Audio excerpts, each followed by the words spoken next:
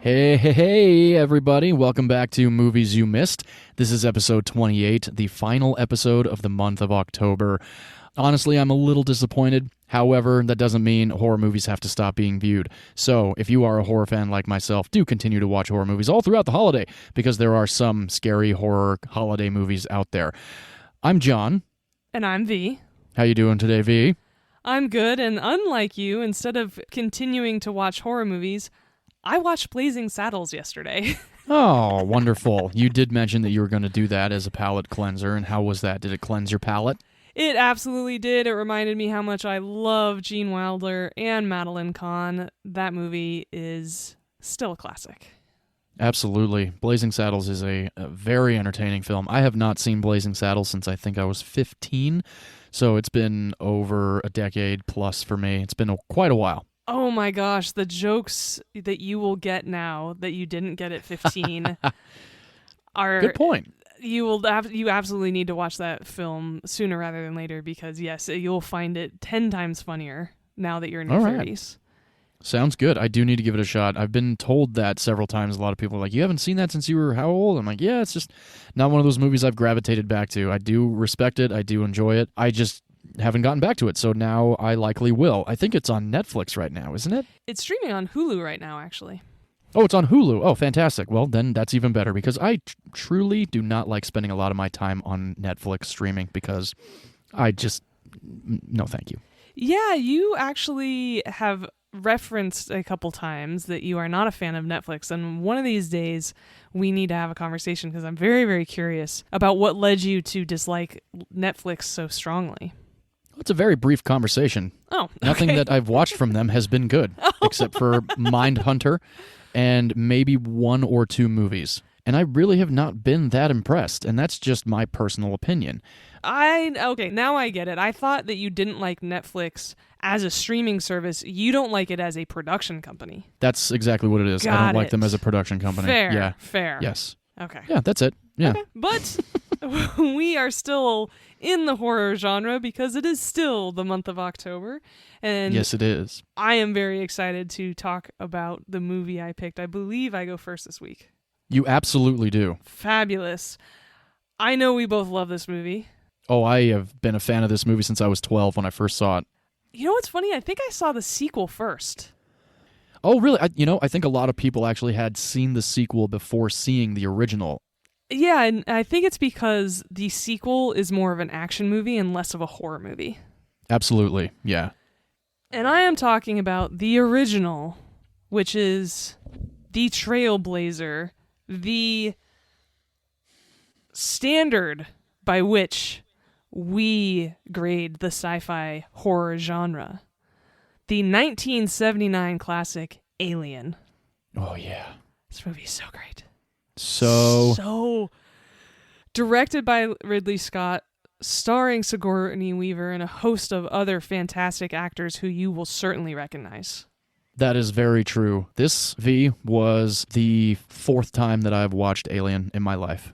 Do you know what? I think it's only like the sixth that Wow. I've seen it. Yes. Isn't that crazy? It's one of those movies that when I was 12 and saw this, my father sat me down. He's like, we're going to watch a movie today. I'm like, awesome. What are we going to watch? I'm going to show you a movie called Alien. And I was like, hell yeah. I love aliens. I love Independence Day and Mars Attacks and all this stuff. And he's like, no. This is going to be a completely different Alien movie for you. And I'm like, okay. I remember like 25 minutes in, I adjusted on the couch and my dad paused the movie and goes, are you bored? I'm like, no. He goes, oh, okay, good. And then we continued on because, there's a lot of that slow movement in the first like half hour of the movie. I always love hearing these stories because your parents are so G-rated now. These stories about your dad introducing like Goodfellas, Alien to you when you were a preteen blows my goddamn mind. Yeah. No, it was awesome. I remember after seeing Alien with my dad, about a week later, I went to Hollywood Video and I rented it on VHS and I sat in my room and I watched it, I think twice. So this actually might be the fifth time I've seen it. And it's one of those movies that I think I mentioned in our last episode. It's one of those movies that every time I went to Amoeba or Best Buy, it was there, but I never bought it. And I do not own this movie to this day, but the 4K is out and Christmas is coming. This will be amazing in 4K. The visuals on this movie hold up so well. I kept making notes of that throughout the movie. I could not believe the practical effects and how well everything looked. Mm-hmm. It was so It is realistic. it really is, yeah. Especially the first 20 minutes that, Yes. as they're waking up and the tracking shots through the hallways of the Nostromo. And it's just like, what a fucking elaborate set to just like get up and go to every day. I can only imagine what that was like. It was like when I worked on Star Trek Picard, I got to go on to the new Enterprise every fucking day and be on that bridge and be like, shit. Hell yeah. Right? This is so awesome. So I can only imagine what like Ridley Scott and all of them were thinking, because they really embodied everything that they needed to for this movie. They really did. And except for the times where their, computers are up and running and it's a close-up of the computer screen, this movie looks like it could have been made within the last couple years. Oh, hell yeah. Definitely. Right? I mean, that's one thing I do remember as a child is the computers, yeah. Yeah, other than the computers now looking out of date, all of the visuals, all the set design, everything, it is absolutely transferable to the 21st century. It really is, yeah. For 79, like you said, when we watched Frankenstein and Creature of the Black Lagoon, we watched it with the time in mind. And watching this one like half an hour in, I'm thinking like, this could have been done 5 fucking years ago. Exactly. And still, like you said, be as convincing as it was and still is. I mean, this movie's over 30 years old. Oh, yeah. It's over 40 years old. That's right. Yeah. Shit. And even the trailer of this movie is scary. Yes, it is. I watched the trailer before watching the movie this week. Oh, did you? Yeah. I know you actually do that every now and then, don't you? You watch the trailer before? Yeah, I do. And I hadn't seen this trailer in a while, and I watched it. I was like, fuck, that scared me. Like, that definitely sets up this movie. And I think that's one of the reasons why I've seen Aliens so many more times than I've seen Alien. This movie I've seen, like I said, less than 10 times. I am sure I've seen Aliens over 20 times. I've seen Aliens once. What? And only in the last 5 years. I bought Aliens on VHS at Amoeba for $1.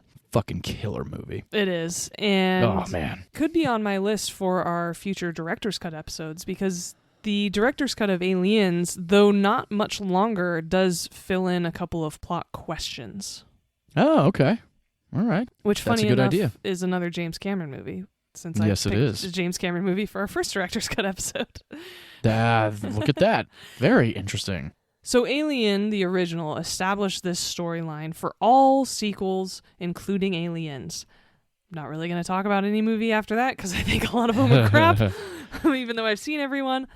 I have too, actually. Yeah, at this point, terrible. I have. Yeah, I did do a day where I watched all 4 of them, and nice. Resurrect. Well, I stopped at Resurrection. I haven't seen Alien versus Predator or I actually have seen Covenant, and I did not like it. Have you seen Prometheus? Oh, I have seen Prometheus. Yes, actually, many times. Visually, it's gorgeous. It's a terrible movie. But yeah, the movie itself is not great. It's one of those other ones that I'm like, should I own this one? Probably not. No. I'm never gonna watch it. It's awful. Yeah. I will say, though, Alien vs. Predator is very good. I've heard shocked. that it was good. I was absolutely shocked. You will like it. It is very fun. It is well written. It actually is somewhat believable in terms of the battles and everything like that. It's very cool to see them both on screen. All right. Is that the Adrian Brody one? No, this one has Sana Lathan and Lance Henriksen in it, and a couple of other actors that I think you'd probably recognize. Tommy Flanagan's in it, and then also Ewan Bremner, which of course you would recognize because he's in Trainspotting, right? I love Ewan Bremner. Okay, yeah. Yeah, so Ewan Bremner's in it, so I knew there was somebody you'd totally recognize. All right, fine, I'm sold. Cool. All right, so give that a shot. So again, coming back, this is the original though, but this is such a great, fun topic, and again, spawned an entire genre that it's just so great to talk about this movie. I'm so thrilled to have the opportunity. For any of you who haven't seen it, first and foremost, this is where the tagline, "In space, no one can hear you scream." It's from this movie. That is the tagline to the movie, and that is so cool that is now in our pop culture lexicon. I know, I love that. This movie starts off with a crew of a very large spaceship waking up from basically hypersleep, is what you assume it to be.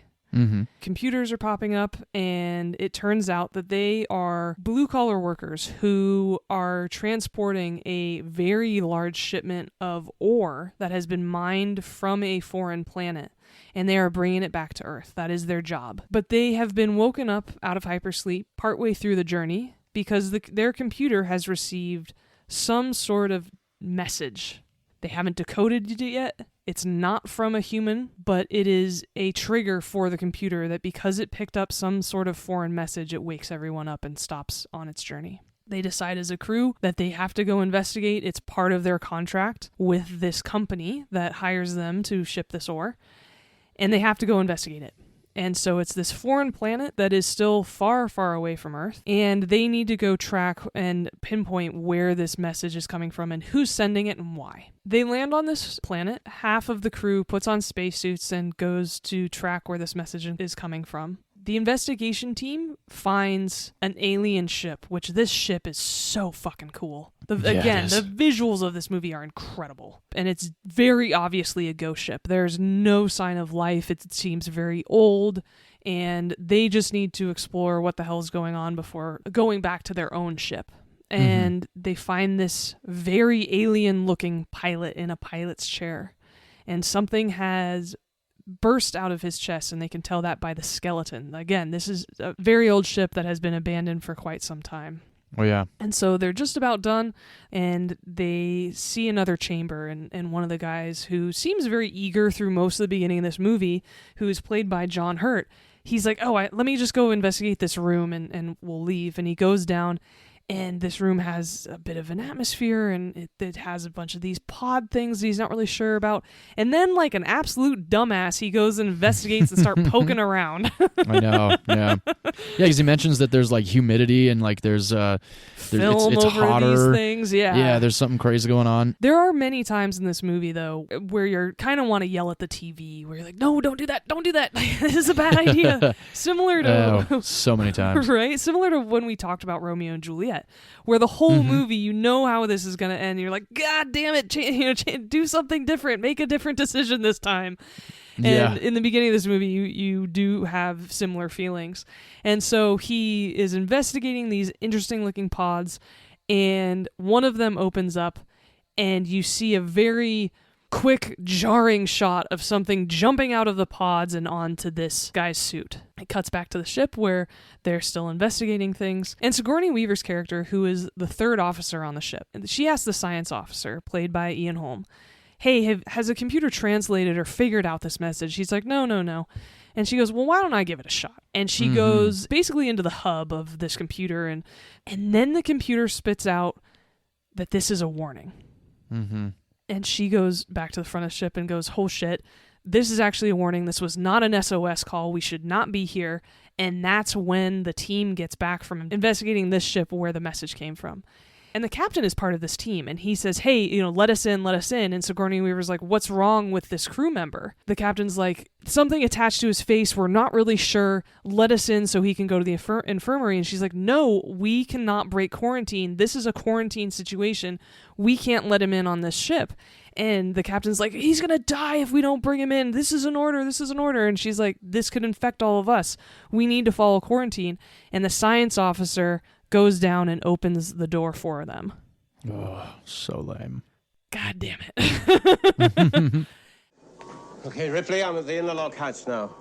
Hey, Ripley. Right here. We're clean. Let us in. What happened to Kane? Something has attached itself to him. We have to get him to the infirmary right away. What kind of thing? I need a clear definition. An organism. Open the hatch. Wait a minute. If we let it in, the ship could be infected. You know the quarantine procedure. 24 hours for decontamination. He could die in 24 hours. Open the hatch. Listen to me. If we break quarantine, we could all die. Look, could you open the goddamn hatch? We have to get him inside. No. I can't do that, and if you were in my position, you'd do the same. Ripley, this is an order. Open that hatch right now. Do you hear me? Yes. Ripley, this is an order. You hear me? Yes. I read you. The answer is negative. In the hatch open.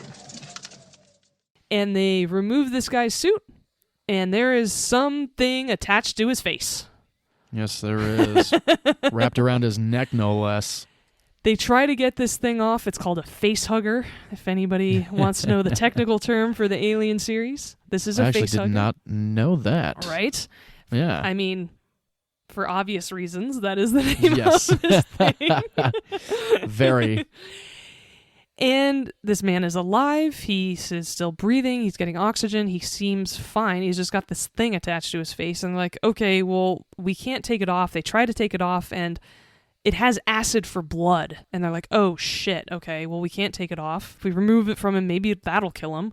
So they just leave him where he is in the infirmary. Within a few hours, he is now awake. That thing has come off of his face and has died in the corner.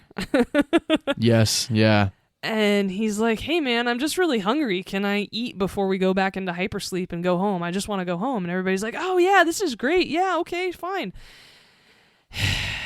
And again, you know, this movie builds so well. You just see these as, with hindsight, these are bad decisions. Of course, the crew doesn't know any better. But you're just, as an audience member, you're just going, God damn it. And so they go eat. And this becomes a very famous scene. Yes, it does. This is where the alien bursts out of this guy's chest, because in reality, this facehugger was laying an alien embryo in this guy's chest. Mm-hmm. This scene is absolutely memorable, is absolutely incredible, and one of the reasons is that cast members knew that the creature would be bursting out of John Hurt. They had seen this little alien puppet, which, by the way, is kind of cute when it's a baby. But with its silver teeth. Oh, yeah. Its little tail. But they had not been told that a bunch of blood from high-pressure pumps and squibs were going to be used in this scene.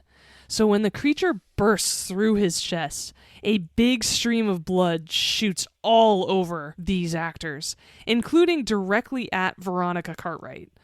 Oh, yeah. It shocked her enough that she fell over and went into hysterics. Oh, my gosh. And according to Tom Skerritt, another actor, he's the captain in this movie, what you saw on camera was the real response. She had no idea what the hell happened, and all of a sudden this thing just came up and sprayed us all with blood. Wow. Yeah, she really does go pretty nuts. Oh, she absolutely Everybody does. else is kind of like, just is like dumbfounded, and she is going insane. Yes. And because of all of the genuine reactions and because of how shocking this was, because there was no real horror or even that much tension in this movie before this scene, it built into this crescendo that was really incredible. In 2007, Empire named it as the greatest R-rated moment in film.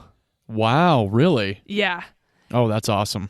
So from this moment, before this happened, this was a sci-fi movie. But from this moment, this has turned into a horror film. Hell yeah. The rest of the story follows this crew as they are fighting the alien on their ship. It is terrifying. It is intense. You question what is going to happen. It is unpredictable. It is a fantastic sci-fi horror film. It really fucking is. I was watching it in my theater room. I had the lights down. I had my my lights set to green behind the TV, so Nice. it was a little, ambiance. I had my little fake fire going, and as his chest explodes, and the funny thing is, like I said, I've seen this movie before. I know it's coming, but the first initial explosion before the alien is seen actually did fucking scare me. And I'm sitting there, and I jumped, and my wife is like, "Haven't you seen this?" I'm like, yeah, but are you not watching this? Exactly. And then after the whole thing, I immediately texted you about how amazing that practical effect still is. It's just like one of those moments that is embedded in cinema fans' brains forever. And it still, over 40 years later, is just fucking incredibly done so well. Wholeheartedly agree. And so was the design of the rest of this film. The alien and all four iterations of this alien, from the egg and facehugger to then the baby to then the adult version. Oh, yeah. It was all designed by H.R. Geiger, who is an artist. I've seen a lot of his work. Very dark, very gothic, very creepy, very industrial metal feeling. Yes. And his design of how this alien and the derelict ship looked added to this movie so spectacularly. I don't think this movie would have been the same if they hadn't hired him. Oh, I agree with that fully. One of my old roommates that I lived with in Hollywood, his name's Alex. You actually and I worked on his one of his band's music videos. Oh yeah, he Alex. had a He was couple great. posters of H.R. Geiger stuff, and he was like, "Oh yeah, I love his stuff. It's great." And I remember he and I talking about how he designed the Alien and all that stuff for Alien and Aliens, and very, very fascinating artist. He is, and I want to know why in so many 70s and 80s sci-fi movies, even sci-fi horror movies, the computer is always named something creepy like Mother or Hal. Why Right. can't you pick a nice name, a gentle name like AJ or Holly or Timmy or something where you know, a computer name Lily is not going to attack you and decide to kill you? Well, Star Trek, they just call it computer. Exactly. Computer. Gender neutral, that's fine too. But There you go. they call this computer Mother throughout the movie, and I'm like, Oh, I know. this bitch yeah. can't be trusted. Like, it's such a creepy. I just feel like a mother when she's screaming at her. I'm like, no, she's fighting yeah. against you as well. Like, don't trust Yeah. her. Definitely. It was really creepy to me. And the only thing that other than the computer screens, that dates this movie is the crew smoking. Oh, yeah. Well, Think about it. I guess that's if true. You're There aren't in a whole lot of... space Yeah, and yeah. your ship needs to create the environment for you to live, the ship isn't going to want you to smoke and make it harder. Probably not. No, that's very true. Yeah, a lot of people were smoking in this movie. Yeah, and I was like, no, now we think of astronauts as the peak of physical fitness and human endurance. Like, no, these aren't smokers. No, not at all. But again, this story is, and I love this summary. It is the frightening, intense story of the discovery of a vicious alien species by a blue-collar space crew. Hey. I always nice. forget they're blue-collar. Yeah, me too. I actually did as well, and it really comes into play a lot when they're discussing if they're going to go on the planet, if they're going to keep him alive with this, that, and the other. And then Parker even mentions, like, my contract doesn't involve any of this, and it's like, Am I at getting least they're paid? standing up. Yeah, they're standing up for themselves for sure, but it's difficult to stand up for yourself in a situation where you're millions of miles away from anybody else that can overwrite anything that's going on. Exactly. And would you go back for the cat? Hell yeah, kitty. Right? Aww. Oddly enough, I probably would, but then again, there's a part of me that's like, okay, my life or the cat's life. I might Would your just survival keep it. instinct kick in? Yeah, exactly. And then you just live with a regret. Jones is so cute, though. It was an adorable cat, and Yeah. there were 4 of them that they tried Oh, to make wow. look exactly alike for the shooting of this film. Well, it seemed to work out okay. It did. I thought they did a great job. Yeah. It was an adorable little cat. And I've alluded to several people in this movie so far, and let me just run through it because this cast is fantastic. As I mentioned, Sigourney Weaver, she was basically unknown actress at the time. Mm-hmm. And the crazy thing is, it came down to her and Meryl Streep. No way. They had both been at Yale together. Whoa. So they were friends. And ultimately, for 2 reasons. First, Ridley Scott brought in a bunch of production office workers who were women to Wow. watch the screen tests for this film because he wanted a female perspective. And they Oh. all unanimously picked Sigourney Weaver as being an incredible actress and relatable. Oh, that's cool. The second reason was that unfortunately Meryl Streep was mourning the death of her partner, John Cazale, who everybody knows as Fredo from the Godfather movies. Oh, really? Yeah, they had been partners and lived together, and unfortunately he died very young right after the Godfather movies of cancer. No kidding. I had And- no idea. Yeah, and so she was mourning his death at the time of casting, so that was another reason why they went with Sigourney Weaver, which I love Meryl Streep. She's incredible, but Sigourney Weaver was absolutely born to play this role. Hell fucking yeah, she was. She's also been in the Ghostbuster movies. Yes, she has, yeah. Are you the Keymaster? Yeah. So awesome. I love those movies.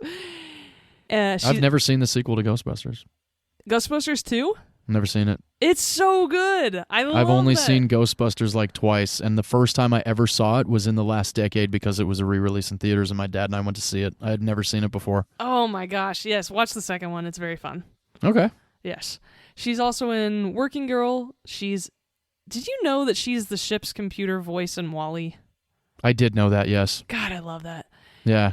She also narrates the U.S. version of Planet Earth, the Yeah, she documentary does. series. And going up against David Attenborough, she does a pretty good job. She does. Yeah. She's also in Dave from one of our earlier episodes that I had picked. Mm-hmm. And lastly, I will always bring this up when discussing her because it's one of my favorite roles of hers, Galaxy Quest. Well, how can you not? Right? So fantastic. I love Galaxy Quest. That is Yes. a great movie, and it holds up to this day even. It is still hysterical. It does. I am absolutely picking it at some point. I love that comedy. Yeah. Tom Skerritt plays the captain, and most people would recognize him as the father in Picket Fences. I was a little too young for it, but I know that's a role that he's really well known for. Never even heard of it. I think it was on ABC or something back in the early 80s. Oh, it was the TV show? Yeah. Oh, well, Yeah, okay, yeah, no, I've never heard of it. He was in the original Top Gun movie as Viper, one of the trainers. Hell yeah, he was. He's also in Contact. Oh, another one I need to rewatch. And I loved him as the father in A River Runs Through It, which is one of my favorite Robert Redford movies. Never saw that one either. Oh, it's beautiful. Brad Pitt's in it. Ah. The scenery of it makes it worth watching, let alone it being a good story, too. All right. And John Hurt is the one who gets infected by the alien. Mm-hmm. He unfortunately passed away in 2017. Oh, yeah, that was sad. He is well known for The Elephant Man. Mm-hmm. He was also in Contact, funny enough. No kidding, was he really? Yeah. Oh, wow. He is Mr. Ollivander, the wand maker in the Harry Potter movies. Mm-hmm.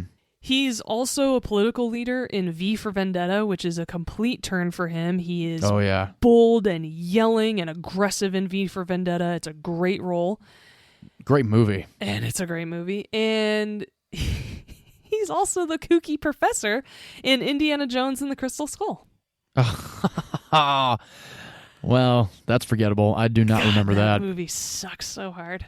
I remember him mostly from Hellboy.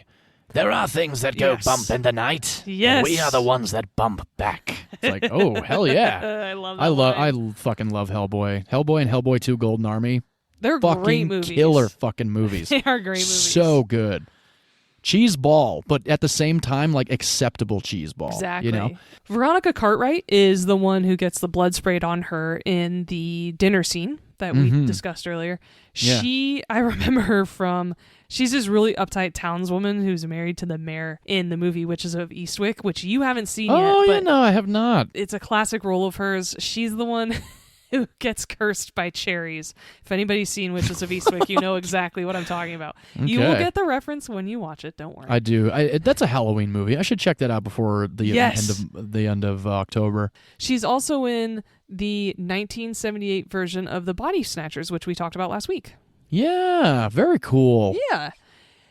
Harry Dean Stanton's also in this movie. Unfortunately, he died in 2017 as well. He was wow. in a bunch of stuff, including The Last Temptation of Christ, Red Dawn, Escape from New York, and wow. Cool Hand Luke, too, which I had forgotten about. Yeah. And the last two actors I want to talk about in this movie, first Ian Holm, who we discussed in our very first episode because he was the dad in A Life Less Ordinary. Yay! He is most recognizable as Bilbo Baggins from Lord of the Rings. Yes, he is. I want to see mountains again, Gandalf. Mountains! And settle down where I can finish my book. And why not? Why can't I keep Why can't I keep it? Yeah. So good. He's also Cornelius in The Fifth Element. He's the priest. Yes, he is so. And you know what's interesting? I wonder if Corbin Dallas is named after Dallas, Tom Skerritt's character from Alien. I've always had that kind of idea. Because, you know, Corbin Dallas, Space, Dallas, Alien, Fifth Element, I could see Ian the Holm. connection. I would love that callback. It would make sense, actually, given, It would be given awesome the to genre. find that out. But we will never know, at least from Ian Holm anyway. Rest in No, peace as unfortunately, well. he passed away in 2020. Yeah, that was sad. Yeah, and Yaphet Kotto is the last actor I'll talk about in this movie. There aren't a ton of people in this movie. It's really There's like 6 people. 7 people in this movie. Yeah, Yeah, exactly. that's it. And if I were the second AD or first AD on this, I would be fucking loving it because Giddy. there's no background. There's nothing you have to worry about except for these 6 or 7 people making it to set every day. Mm-hmm. So yeah, for sure. I'm sure production had a ball with this one. Like, no background? Hell yeah. Exactly. Nobody to Every day on corral? set, like, do we Awesome. have any background today? Yeah, we have 300. God damn it. Exactly. God. Crowd control was the worst on set. God damn it, yeah. I hated that. And Yaphet Kotto, unfortunately, he passed away in 2021. What? Most My people goodness from gracious. this movie are dead, unfortunately. It sucks. Wow. He was in a show when I was growing up called Homicide: Life on the Street that was very good, and he was the captain of the precinct, and I was introduced to Yaphet Kotto through that, but he's also in The Running Man with Arnold Schwarzenegger, and he's really good in that movie. So I Oh, wanted to bring cool. that up. And I almost forgot, and I'm glad we talked about how many people are in this movie, because I almost forgot the alien. There is a human in that suit. Wait, that wasn't a real alien? I'm sorry. I damn guess it. that's technically a spoiler. My apologies. Yeah, right. Instead, it was played by Balaji Badejo. Apologize if I'm not getting that right. He was a 6'10" graphic designer. No kidding. He was hired because of his height and his very, very slender frame. Wow. He was sent for Tai Chi and mime classes to learn how to slow down his movements to Oh, make that's them cool. look alien. Wow. And a special swing had to be constructed for him to sit down during filming on set because he could not sit down in a regular chair because of the alien's tail. Oh, sure. Yeah. Yeah, there's a lot of stuff going on, like, on the back end of the alien. He was a graphic designer who was found at a bar by one of the members of the casting crew No shit. and was introduced to Ridley Scott, and Ridley Scott immediately hired him. It was his only acting credit ever. Wow. Unfortunately, he died in 1992 at the age of 39 due to sickle cell anemia. Oh, whoa. Yeah. So I don't know if this film is like The Exorcist, where it's kind of cursed, or if we're just getting older and it's because this film was released in 1979, and either one is possible. Let's go with the latter. But yes, please. But yeah, a big portion of this cast is no longer with us, unfortunately. Damn. The story of Alien, not the screenplay, but the story, was written by Ronald Shusett, who actually wrote a couple of pretty cool sci-fi movies, I think. He wrote the screen story to Total Recall. Of course, Total Recall was based on a book by Philip K. Dick, but the screen story was written by him. He also wrote this awesome sci-fi movie with Emilio Estevez, Anthony Hopkins, and Mick Jagger, and Rene Russo that came out in the 80s called Free Jack. I've never heard of it. Oh, it's fantastic. I mean, super Really? 80s campy, but just fantastic. Oh, wow. I love it. I loved Mick Jagger in it. Mick Jagger. Strange. It was awesome.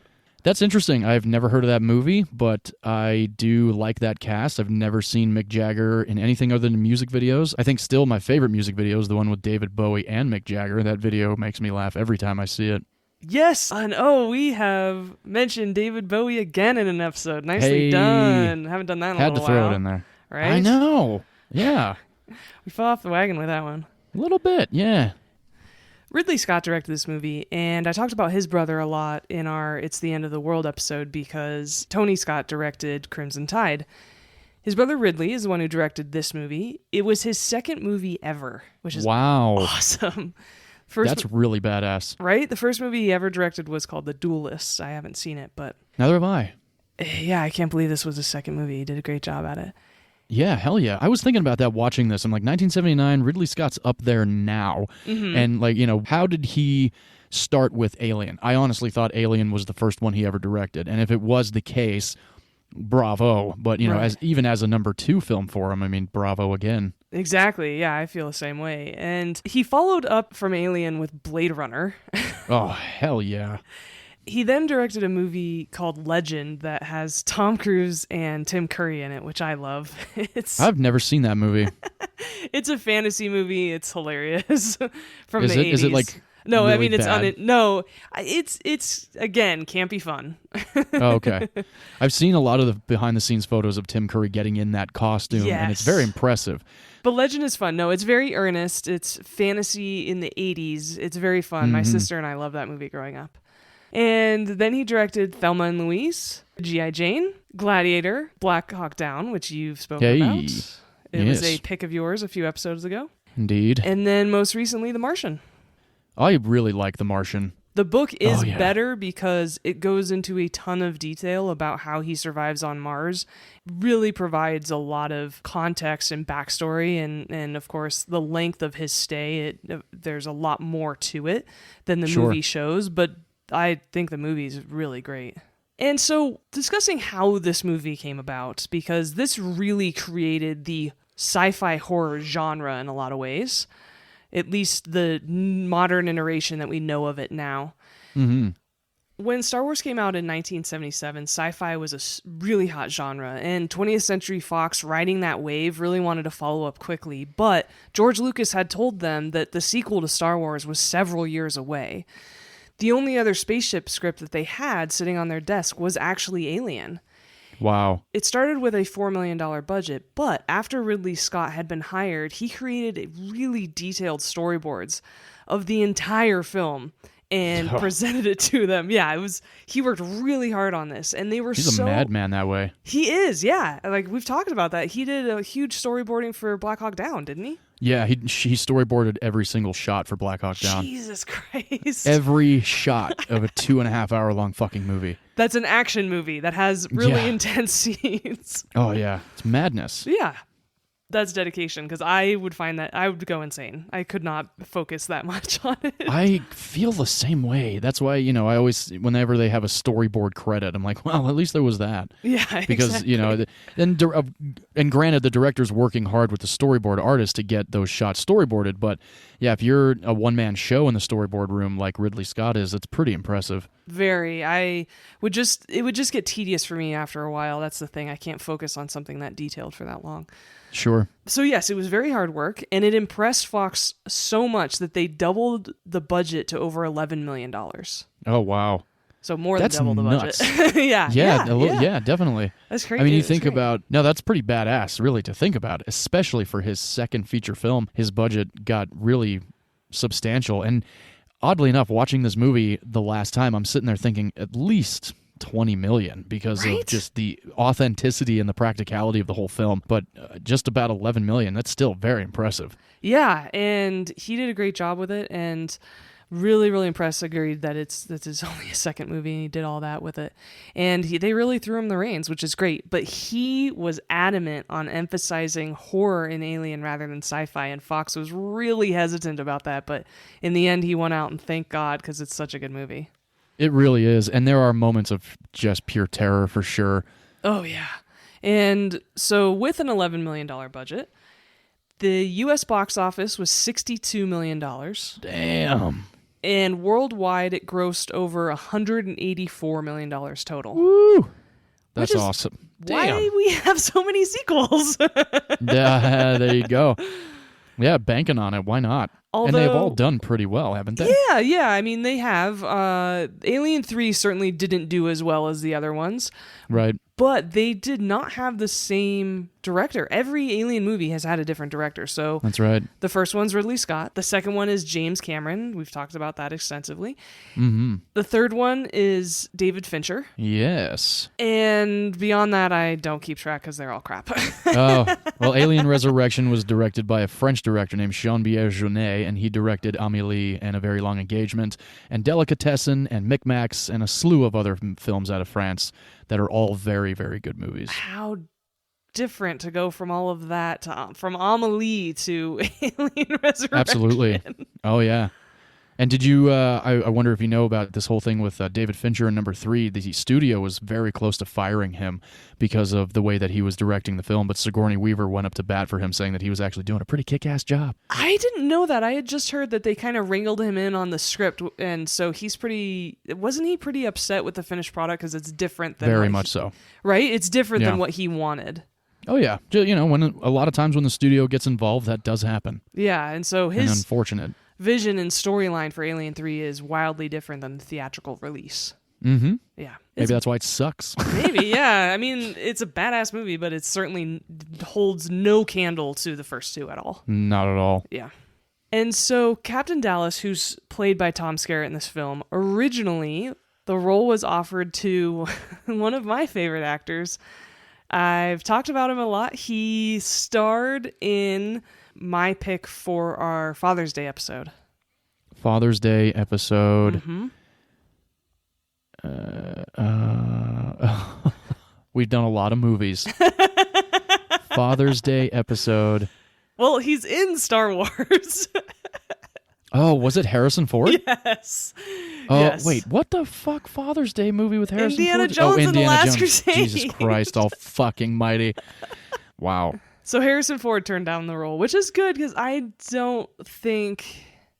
He's too young. Yeah, Tom Skerritt really had an air of, I would guess seniority would be the best way to describe it, because he doesn't have an air of authority. Like, people challenge him throughout this entire movie. Yeah, no, that's true. They do. It really shows the erosion of things, spending a whole lot of time in space with just a couple people, right? Yeah. But yeah, he had an air of seniority that Harrison Ford could not have pulled off at the time. Right. I agree. Ridley Scott, which, by the way, it's Sir Ridley Scott, Oh, yes. did all the handheld camera work himself, which I think you would have got. I figured you would like that trivia. Hell yeah. And he cites 3 movies as the shaping influences on Alien. Star Wars, obviously. 2001: A Space Odyssey, which I totally see given the design of the interior of the spaceship. A lot Absolutely. of those, like when they sit down and talk to Mother in that hub. Mm-hmm. And But then, I like pacing also. yeah, I know, that's a good point too.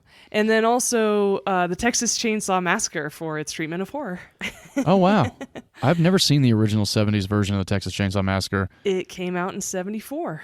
I hear it's really scary. Yeah, I hear it's only very version- good, but not that gory, but very scary. Right, yeah. Yeah. The only version of Texas Chainsaw Massacre I've seen is the 2003 one led by Jessica Biel, and that one sucks. Was that the one with Matthew McConaughey in it? No, that was the 90s version. That was the 90s with version, yeah. God, Renee they've made a lot Zellweger. of them. Yeah, they literally have been banking on that story for decades. Yeah. And many producers or production companies have professional readers that read and summarize scripts that have been submitted. And that was actually my first job ever in the industry, was being a script reader.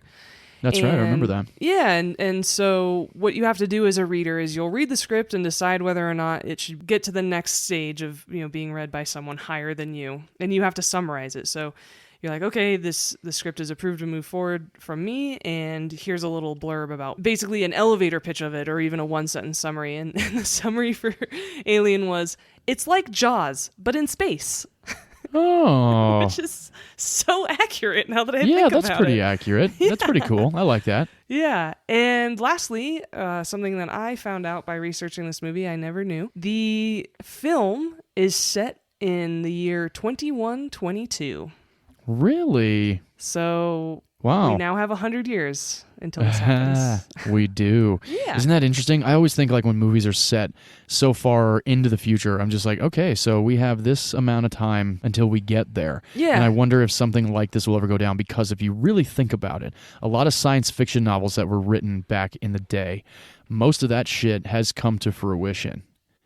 Now, obviously, something like this very likely may not happen, although we just never know. Because every day there's something new being released from NASA about radio waves and frequencies and stuff coming from the far recesses of space and all that stuff. And I'm very fascinated always with what is out there.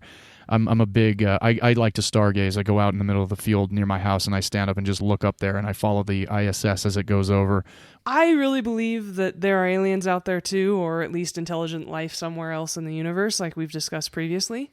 Yeah. But I read a couple years ago this theory by a scientist. It was a really interesting article, and he theorizes that there is very little intelligent life out there that travels through space, because as a species evolves, it will never get to the point where it can do long distance travel, because as its technology and weapons have evolved, the species will destroy itself before it can get to the point of long distance travel.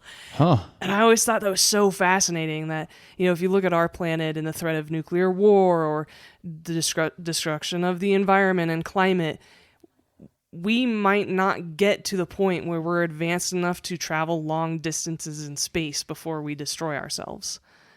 It's very true. Yeah, I I always agree thought with that that. was such a fascinating theory.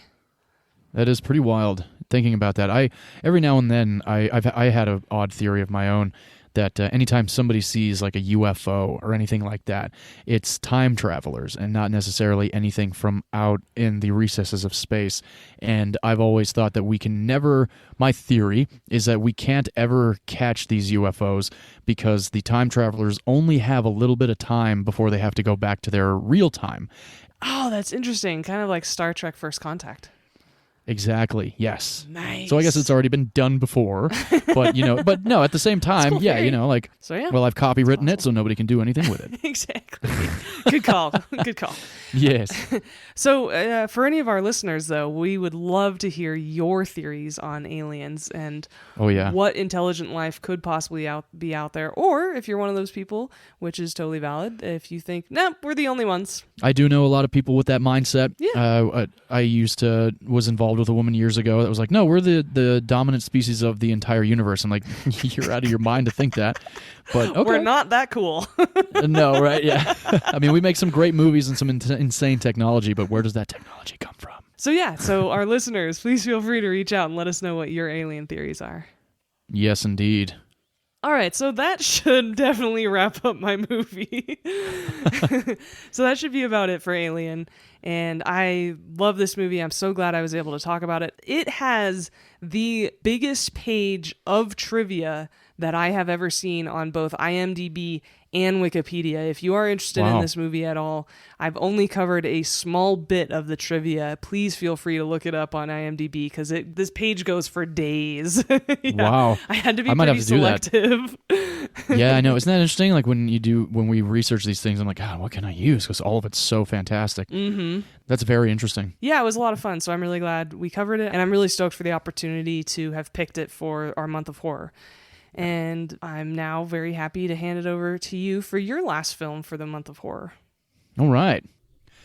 Well, thank you very much, V. I really enjoy talking about Alien because, like I said, I've only seen it a handful of times. I saw it when I was 12, the first time with my father, and it's a movie that I still don't own but likely will be adding to my plethora of 4Ks in the very near future. Let's jump into mine. We wrapped up your month of October with Alien. We're going to wrap up my month of October. This film is going to come out on the 26th, which is close to October 28th, and this is our 28th episode. So in going with that, and not actually even going with that, coincidentally, I have chosen my favorite horror film written by Alex Garland, directed by Danny Boyle. This is 28 Days Later. Ooh, I love this movie so fucking much. I love it. I love it. Alex Garland, for those of you that may not know him as a household name, he has written some great films over the last decade and a half. He has written this one. He wrote Sunshine, also directed by Danny Boyle, sci-fi horror set in space. He wrote Ex Machina, also directed Ex Machina. He wrote and directed Annihilation. And Danny Boyle has, as we all have come to know with my obsession with Danny Boyle, has directed Trainspotting, Shallow Grave, Millions, A Life Less Ordinary, The Beach, Slumdog Millionaire, which won Best Picture at the Oscars. Danny Boyle's the fucking man. He is a brilliant director. He jumps from genre to genre, which is one thing that I really respect about the guy. He also really incorporates a lot of human drama in all of his films. 28 Days Later, for those that don't know, is about a virus. We all know about those, don't we? We've all dealt with one in the last couple of years. So 28 Days Later begins in a animal research facility. Warning for those, kind of like how we discussed in The Fountain, there is some animal testing, although we don't see any of it beyond a chimp strapped to a table with electrodes on its head, watching a lot of really horrible videos going on across the globe. Some of these videos were actually made for the film. Some of them were taken from actual riots across the world. After things kind of go down very, very unfortunately in this testing facility, we meet a young man named Jim. Jim wakes up in the hospital. He's by himself. There's nobody around. He gets out of the hospital. He's walking around London, completely desolate. Nobody, not a soul in London. He's just lost. He really has no idea what's going on. He's been knocked out for a while. We find out exactly why. He ended up getting in a bit of a car accident. He's a bicycle carrier, and a car cut across him, and he went into a coma for a couple of weeks. Wakes up to the world essentially being devastated and desolate at this point. The world ended while he was asleep. The world ended while he was asleep. He is in his mind likely the only survivor. So he's walking around London trying to find another survivor if ever there was one. He comes across two people, Selena and Mark. They take him under their wing after they rescue him from a couple of the infected, and we find out this infection brings upon rage inside people.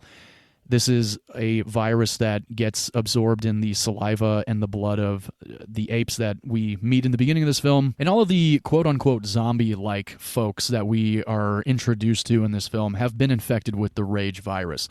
The rage virus is actually a play on the Ebola virus, hemorrhaging, red eyes, disorientation, and a complete chaotic personality.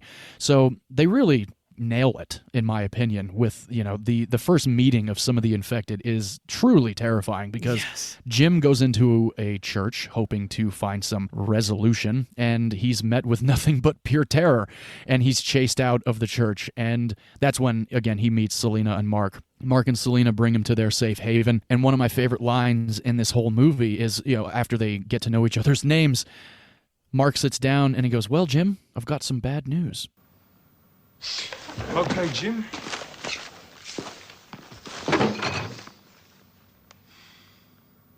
I've got some bad news. And that is just not anything you want to fucking hear after you've been asleep for so long. Selena goes into this monologue that I just love. It's a one-shot monologue, and she starts talking about how it started as rioting. It was happening in small villages, then it was coming through your windows, and then people that you know and love were just starting to get infected with this rage virus.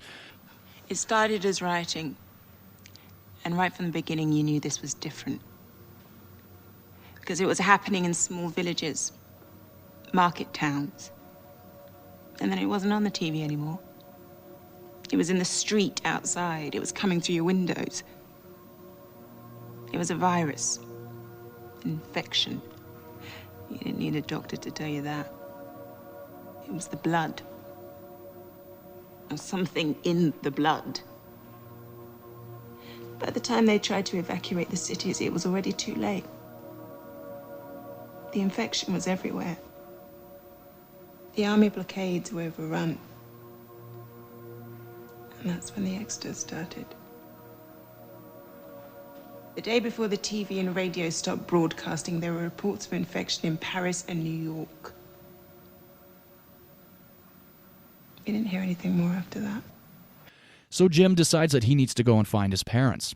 They're not really about doing that just yet because the sun's going down, and just like most zombie movies, you don't want to go out in the nighttime. You want to go out when the sun's up, when they're maybe hibernating or doing whatever else they're doing. So the next day they go with Jim to find his parents. Other than that, that's kind of the movie. I mean, we don't do spoilers here. If you've seen 28 Days Later, you know the premise and the way this movie pans out. But I don't really want to get too much more into it other than they really just kind of go about getting to safer places throughout the entire movie. Yes, it's all about this movie is all about survival and resources, which would be true at the end of the world. Absolutely, 100%. And it's very interesting having seen this movie, which actually was released in 2003 in the United States. It was released in November of 2002 in the UK. It was released in June of 2003 in the United States. I went opening day, and I remember being very excited because when I saw this trailer, it didn't look like a Blair Witch Project type of a movie. It didn't look like a found footage film. But the way that it looked made me feel like I could have made this movie. And the cool thing about the way it's shot is Alex Garland and producer Andrew McDonald, who has produced a majority of Danny Boyle's films. He produced Trainspotting, he produced Millions, Shallow Grave. They wanted the camera work to feel as if we were also survivors traveling with, Selena and Jim, which really paid off, in my opinion, because every time I've seen this movie, I do feel like I'm there. There's, and certain movies really bring you in. This movie brought me in immediately when I saw this in theaters. And I remember standing outside of the Edwards Cinema in Canyon Country, California, and I ran into a friend of mine, and he was like, "Hey, what are you going to go see?" I'm like, "Oh, my buddies and I, we're going to go see 28 Days Later tonight." He goes, "As cheap as that looks, I'm real excited to see that. I'll probably see that later on." I'm like, "Yeah, it looks like it was really cheaply made. That's part of the reason why I'm so excited about it." Cillian Murphy, Naomi Harris, very unknown actors at the time, played minor roles in certain UK shows and movies and stuff like that. Brendan Gleeson, who we later meet, he was one of the more established names. Those of you that may not know him by name, you Harry Potter nuts may know him as Mad-Eye Moody. He has been in, oddly enough, after seeing 28 Days Later, it was like Cillian Murphy and Brendan Gleeson showed up in every fucking movie that I watched. They were both in Cold Mountain together.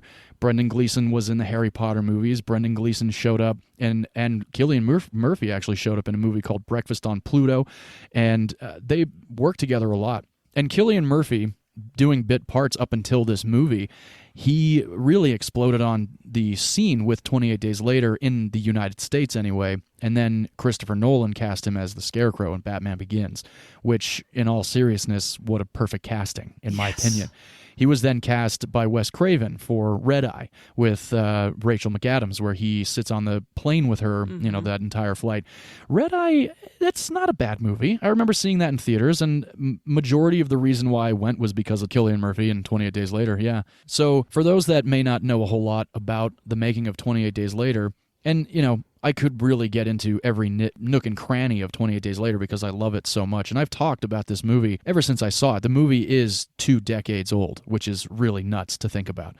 28 Days Later really does hold up in the sense that even right now we're dealing with, you know, disease and airborne illnesses. And just like we always will be dealing with diseases and airborne illnesses. And it was very interesting to read that Alex Garland and Danny Boyle really thought that the whole zombie idea of zombies eating brains of people was really an outdated concept, and they wanted this movie to be a more realistic zombie situation because the globe, you know, population of the globe is really truly mostly afraid of the fact that there could be a virus that they catch that could really just throw them into a tissy fit, if you will. Yes, it was very believable, and it was the first contagion or plague movie that I had seen since COVID. Oh, no kidding. It was such a new lens to view these type of movies with. It was very interesting to watch this movie today versus if I had watched it in like 2019. Oh, absolutely. 100%. That's the crazy thing. You know, like certain movies like 12 Monkeys, you think back in the 90s. Yeah. I watched 12 Monkeys about 8 months into the COVID outbreak, and that was an experience. Terrible idea. Yeah, it wasn't. You know, it was definitely like, holy shit. One cool thing about the title of 28 Days Later, and this is an unconfirmed situation, but there's this understanding in the CDC and the world of science that peak immunity from a virus is widely considered to occur 28 days after infection. Oh. So we have 28 days later, Jim wakes up, he's not infected. So it was just interesting, you know, like maybe he is immune, but later on when more of the mayhem goes down, we do realize that he's got to keep his eyes, mouth, nose, and ears shut. Otherwise, he's fucked. Yeah. Which is always one of those things that Selena says to him early on in the movie. She goes, you know, it's in the blood. One bite, if you get bitten or you swallow saliva, I'm going to kill you right away because you have 10 and 20 seconds to kill them. It could be your closest friend, your brother, or your sister. It doesn't matter. It's about survival, you know? And oddly enough, I agree with her on that 100%. It would be a very difficult situation to have to kill my sister, but if she were infected with something and she's coming after me, you better fucking believe that my life is pretty important. I love you, Lauren, but if you were infected with something... You've been warned, Lauren. Yes, indeed. So 28 Days Later, shot all over London, which is very impressive because for those that have seen 28 Days Later, the first few shots of Jim outside of the hospital are truly fucking terrifying. And the only other time I can think of something like this going down in a movie is Vanilla Sky, directed by Cameron Crowe, where Tom Cruise wakes up and he's having that dream and he's running through Manhattan. Now, London is such a massive city. How? You know? How did he get these shots is what I really wanted to ask you. Isn't it so amazing? Incredible. It's just absolutely fucking nuts. Amazing shots and terrifying shots. Oh, yeah. So the shots that they used, well, the shots that they got, they only were allowed 1 hour of keeping traffic at bay. And that's one of the main reasons why this film was shot on Canon DVXL1 cameras. They had at least 10 to 12 cameras for the shoot. Canon DV XL1 cameras are mini digital video cameras. If anybody remembers mini DV tapes. I do. Oh, me too. I have a bunch of one. them. Yeah.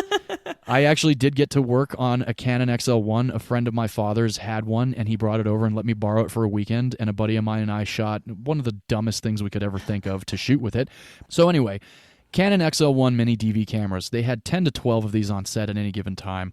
For the opening shots of the movie, which this film was shot entirely in sequence, by the way. I love that. So with this film being shot entirely in sequence, very much blows my mind, actually, to have learned that, because in a movie like this, you'd think they'd want to do a lot of the bloodier action sequences before they get into a lot of the walking around, a lot of the dialogue, but they shot it in sequence, so that's amazing. So the first few scenes where Jim leaves the hospital and he's walking around London are completely desolate. There's nobody around. And they started blocking the roads at 4 o'clock in the morning. The police would give them an hour to shoot wherever they were. So the Westminster Abbey right there with Big Ben, they had an hour to do that. They blocked traffic for about a mile and a half away so that the sound mixer could not get any of the horns honking, which is also brilliant as fuck. But beyond the cops keeping people at bay while they were shooting these scenes, the production hired some extremely attractive women to go and ask a lot of the people that were sitting in their cars for over an hour while these shots were getting done if that would be okay if they just continued shooting just a little bit longer, Brilliant.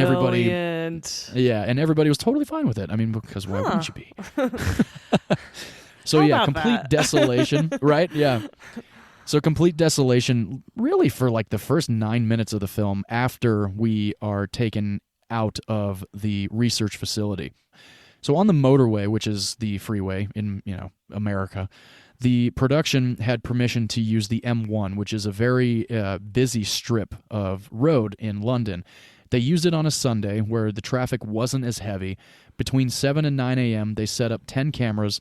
Cops slowed traffic in all directions, and they really were only able to get about a minute worth of usable footage because of everything that's going around. And for those that have been in production, when you're shutting down a big major street, there's always going to be people that are unhappy, regardless of a beautiful woman asking you if it's okay or not. Yeah. So I can only imagine how many times the production was cursed out by very lovely Londoners.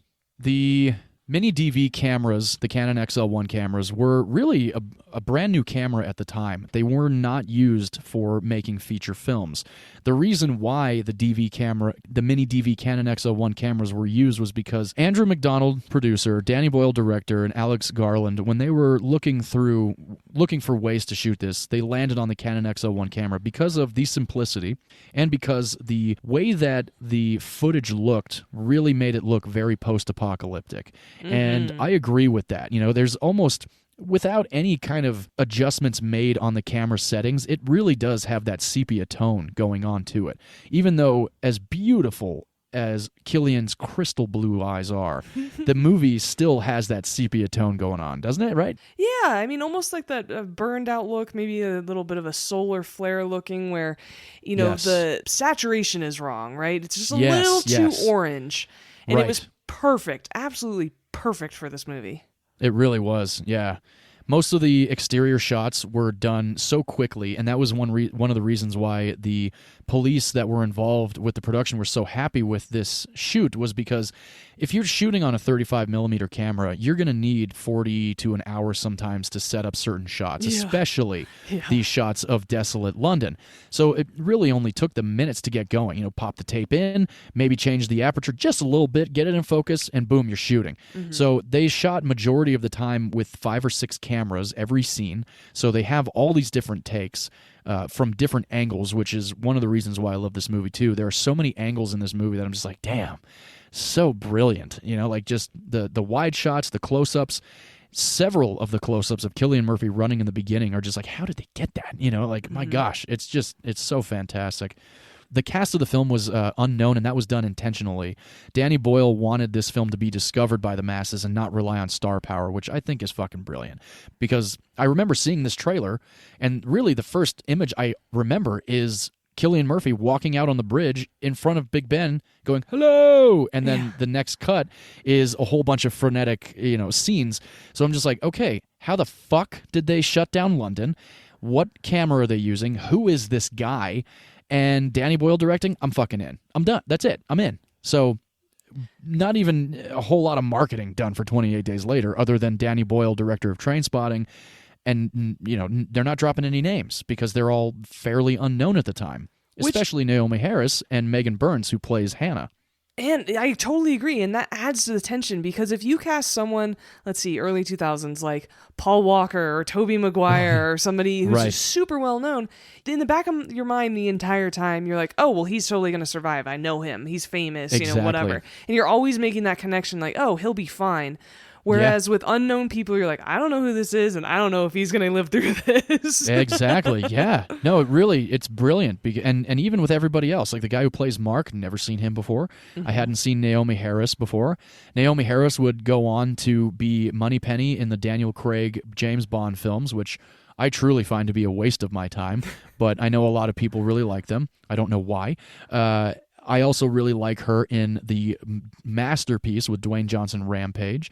I also really like her in I also like her in Dead Man's Chest and At World's End, which is the Pirates of the Caribbean movie. She plays Calypso. Yes, she's great in those. And that's actually the first movie I'd ever seen her in. So then when I saw press tour photos and everything and saw her in something else, I was like, damn, she's gorgeous. Like yeah, I know. Blackened teeth and the makeup she had on, and she was just kind of gross in the Pirates movies and just kind of dirty. She's just dirty, right? Yeah, and definitely. She's like this living in a swamp, and she's kind of a what's it called? Kind of a witch doctor. A witch doctor, thank you. And and so then I see her in real life and in press photos and stuff. I was like, holy shit, this woman's gorgeous. Oh yeah, nicely done, definitely. makeup team. Right? Yeah. And I always thought when I first saw 28 Days Later, I was like, ooh, man, she's very pretty. Mm-hmm. I wouldn't mind surviving with her for sure. And even her voice in Dead Man's Chest, when she's asking all of them, like, you willing to go to the ends of the earth? And you're just like, whoa, what is going on? And lest we forget, she was nominated for Moonlight. She played the mother in Moonlight. She was nominated as Best Supporting Actress for that role, which I definitely enjoyed her in. Yeah, I mean, I know you're not a huge fan of that movie, but she was so good in it. Yeah, she was very good. Now, one actor was Danny Boyle's original choice for Jim. Very well-known actor. Wonder if you can guess who that might be. Any hints you want to give me at all? Oh, no hints at all. Yeah, let's see. Hints, he was in my Father's Day episode. Ewan McGregor?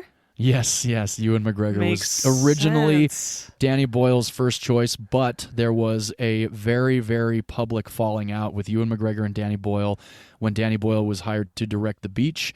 Leonardo DiCaprio got the role, and Ewan McGregor was originally supposed to be in it. Very unfortunately, they had a falling out because of that.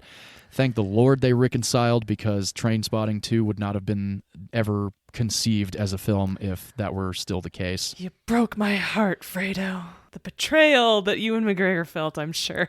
Oh, I know, definitely. And that's the unfortunate reality of the entertainment business. It's just like, if a studio's getting involved, and mind you, The Beach was Danny Boyle's first true studio picture, you got to get, and nothing against Ewan McGregor, because The Beach came out in 99. Ewan McGregor was still very unknown. He had Shallow Grave, Trainspotting, A Life Less Ordinary, and very few other roles. Star Wars hadn't come out yet, so he was not a household name. So I understand the reasoning behind it, but it still is like one of those things. It's like, fuck, man. Like, could you imagine if Ewan McGregor was in The Beach? But then again... No.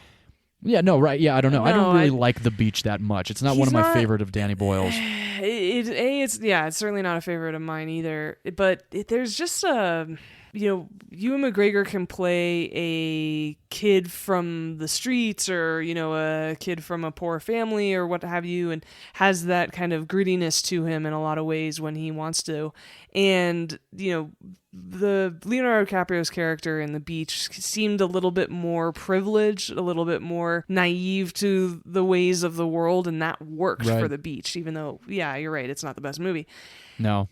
And I'm so glad he was not cast in 28 Days Later either, because I can't picture him, again, being a bike carrier running away but from a bunch of infected people. It just doesn't seem like someone he would be. Right, no, exactly.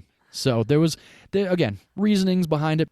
Apparently, Another actor was also considered for Jim, and thank the Lord this fucking actor was not cast because his career ended with La La Land. Ryan Gosling. Ugh. I mean, he would have been so young in 2003. Yeah, way too young, and not that Cillian Murphy isn't a skinny dude, because he is. And that's the other thing that I really liked. Like, Cillian Murphy, he just looked like he looked like an everyman, you know? Exactly. Like Ryan Gosling's too much of a pretty boy. Right, yeah. Yeah. And nothing against Cillian Murphy. My wife, of course, watching 28 Days Later with me this time around, she goes, he's really scary in this movie, but he's really pretty. Oh, yeah, he's so super like, pretty. He's a good-looking dude. Yeah. Like, those eyes, my gosh. Just like Ben Stiller and Walter Mitty. I could look into him all night long. Mm-hmm. So anyway, moving on from the casting there a little bit. I'm very happy Naomi Harris was in it. Very happy that Brendan Gleeson was in it. Some of you may recognize this gentleman if you have seen 28 Days Later, or you might know him by name, Christopher Eccleston. He is one of the Doctor Who's from back in the day. He's the bad guy in Gone in 60 Seconds with Nicolas Cage. And he's been around for quite some time. He's in a bunch of movies. And every time he's in a movie, I don't necessarily like the movie, but I like him. Mm-hmm. Yes. But I love him in 28 Days Later. He is a very, very relatable character. His mindset is, well, it's kind of a spoiler, so I can't really say. So if you haven't seen 28 Days Later and you don't know any of these other actors, which by now I'm sure you do, but if you only know Christopher Eccleston, definitely check it out for his performance in this, because he's fucking great in this movie. And there's so much tension building up with his character in this movie that every time he's on screen, I just kind of tense up because I'm like, you fucking asshole. He's so good and so convincing in this movie. And that just kind of shows you also with Danny Boyle. Like, at this time, this is his 5th film. He's worked with so many different actors. He worked with Leonardo DiCaprio, for crying out loud. The hospital that Jim wakes up in, actually, this is one of the parts of the production that really makes me happy. That hospital is a day hospital, only open during Monday through Friday. So on the weekends, that hospital rents out to TV shows and movies. And the budget that is set aside for that location goes straight to the hospital, into the hospital's trust fund. So it's all going to the hospital to better, humanity and per real se. patients. That's awesome. And definitely, yeah, for the real patients, which I really thought was really fucking cool. This is one of the first mainstream films to be shot entirely on digital format, which is also pretty awesome. It's amazing that it became mainstream, and just like Danny Boyle wanted, he wanted the film to be discovered, and it really fucking was. It was absolutely discovered by the masses, especially in the United States. It exploded in the U.S., so much so that Stephen King has raved about this movie as one of his favorite horror films of all time. Nice. He bought out an entire day's worth of showings in New York City because he loved the movie so much. Awesome. I think it's so badass.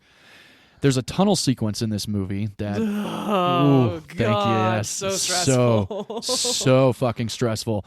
That was a brand new extension of the tunnels that they had throughout London, and they rented it out for 2 days to get all of that stuff that they shot in the tunnel done.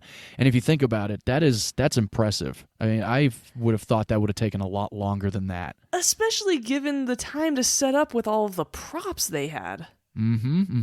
Very much so, yeah. Just setting up the sets should have taken 2 days. Exactly. Oh yeah, production design was they all had their asses on fire. Like, they were just moving the like whole time. Fucking crazy. All I can do is picture the entire crew, with the 8 to 10 cameras just running through the streets of London, kind of like, remember that scene in The Girl Next Door that we talked about where they're running through the halls of the high school trying to film it? That's all I can picture.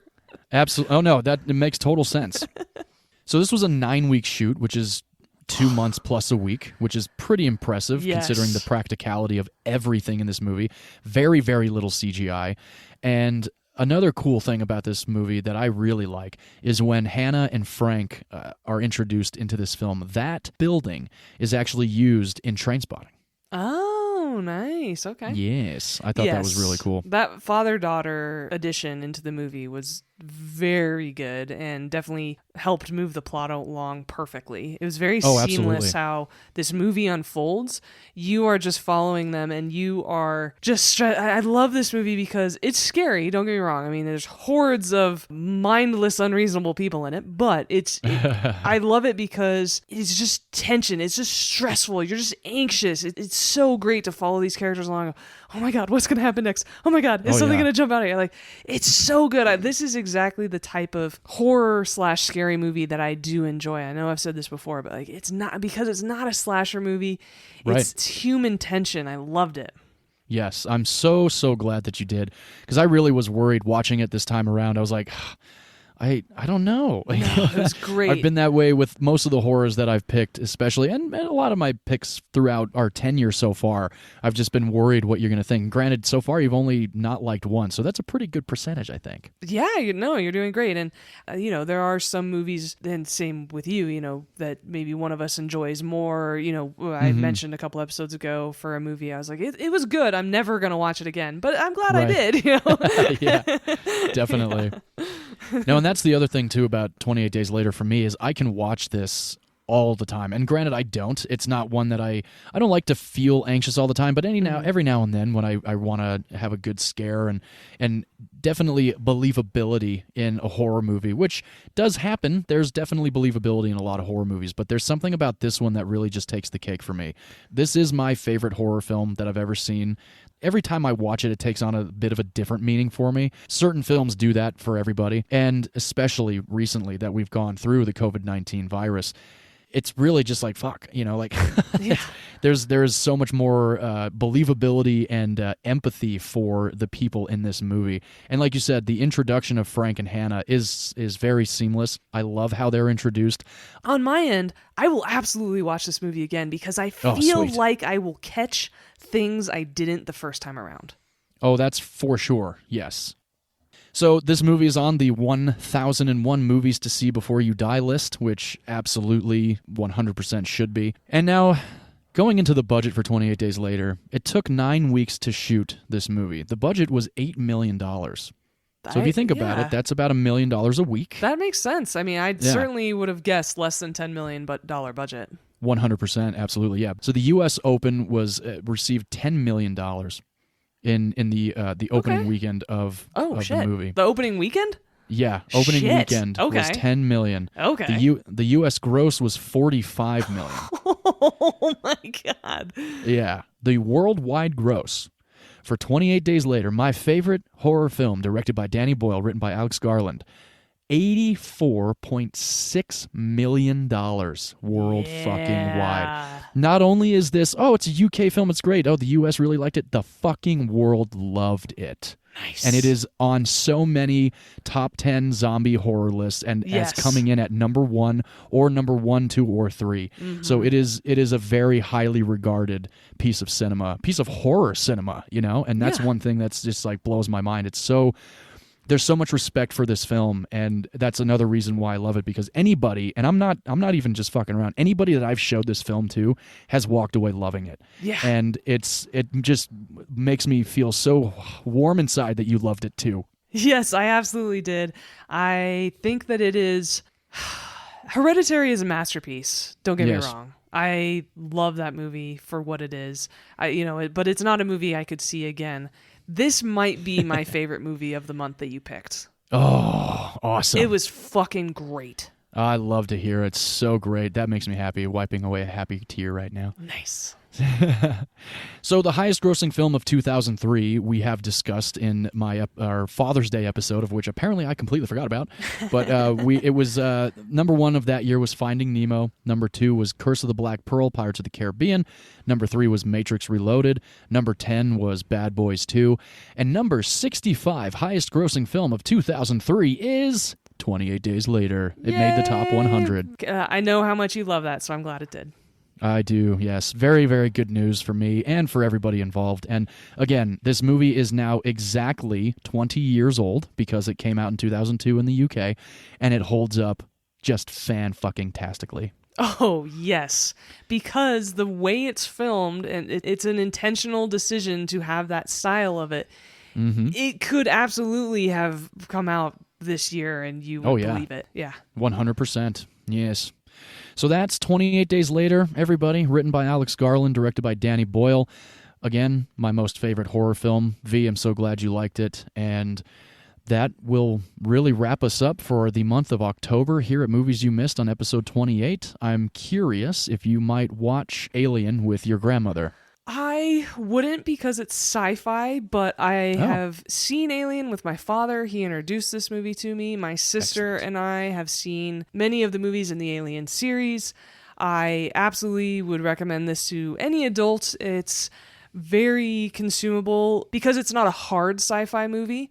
It's a very approachable sci-fi movie and also a very approachable horror movie. So I think it's a really good introduction or just option for people who don't normally like those genres because it's such a masterpiece and very story and character driven. Awesome. Good deal. And would you watch 28 Days Later with your grandma? Absolutely. I watched it with my father. Yes. Oh, and actually, since you watched it with your father, I put it on for my dad one time several years ago. Yes. We only made it about 22 minutes into the movie before my dad got up and said, "That's enough." Mm-hmm. It is it's bloody, but only semi-gory.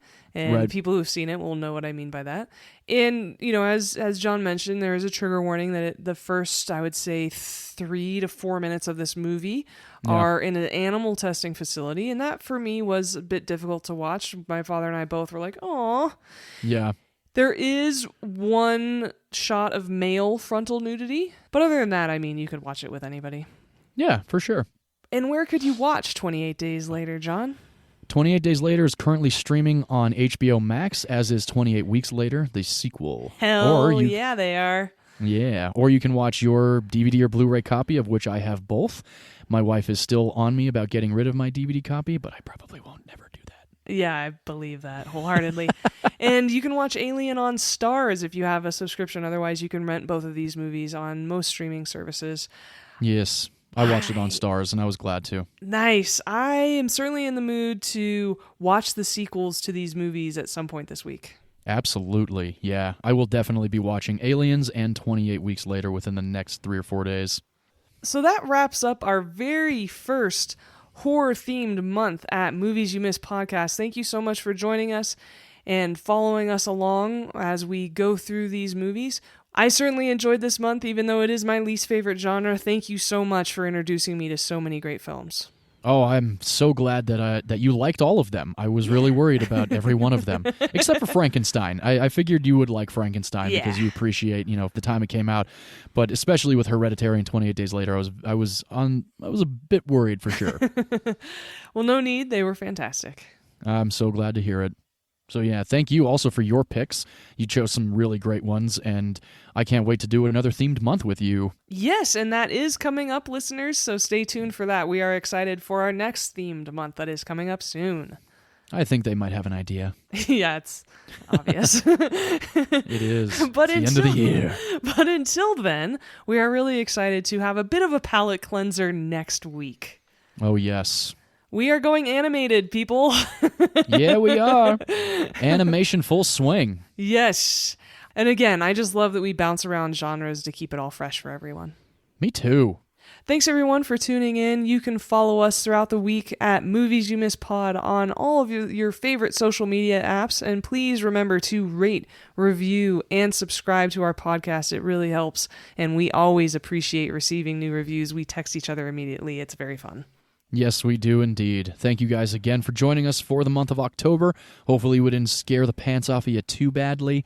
I was very much enjoying all of this, and I'm going to be signing off right now and watching more horror movies throughout the end of the month, so I'm very excited for that. But as we always do like to close out here at Movies You Miss podcast, film is a form of art, and in all art, every opinion is valid, except if you think the horror genre is only full of slasher movies. Hey, nice. We have definitely proven that false indeed. Cheers, everybody. Bye-bye.